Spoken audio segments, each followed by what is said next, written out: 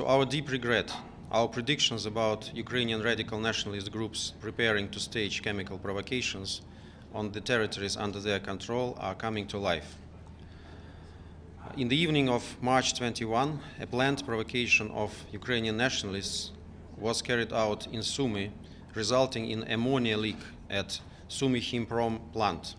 The armed forces of the Russian Federation have never planned or carried out strikes against any Ukrainian facilities where toxic substances are stored or produced.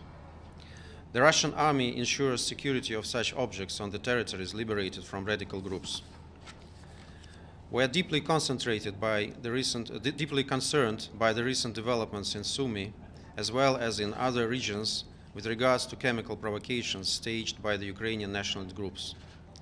Given the record of negligence by the Kiev regime of the Biological Weapon Convention, by developing of a military biological program with the help of the USA, as well as its pursuit of nuclear weapons, it is clear that the Ukrainian nationalist authorities, encouraged by the Western countries, will stop at nothing to intimidate its own people and stage false flag attacks to accuse Russia.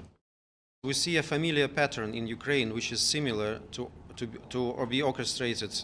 orchestrated chemical incidents in Syria, which were staged by terrorist groups with the help of the Western intelligence and notorious NGOs like the White Helmets, and used as a pretext to accuse Syrian authorities of the use of chemical weapons.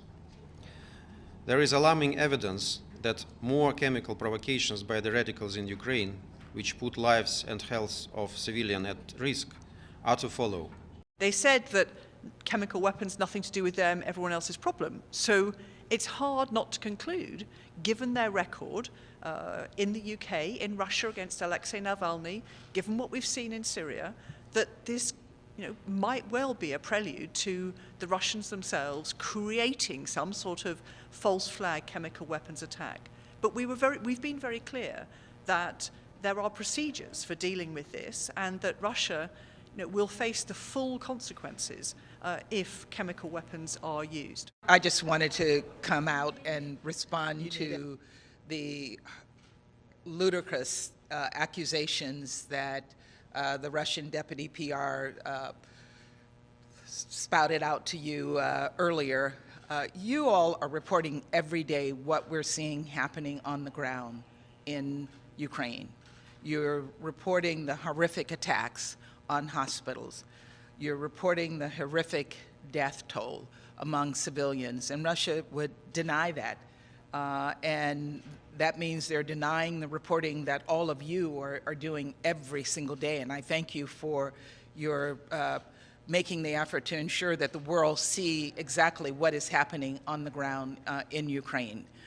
Russia has also, as they have done already 3 times, accused Ukraine of planning to use chemical weapons.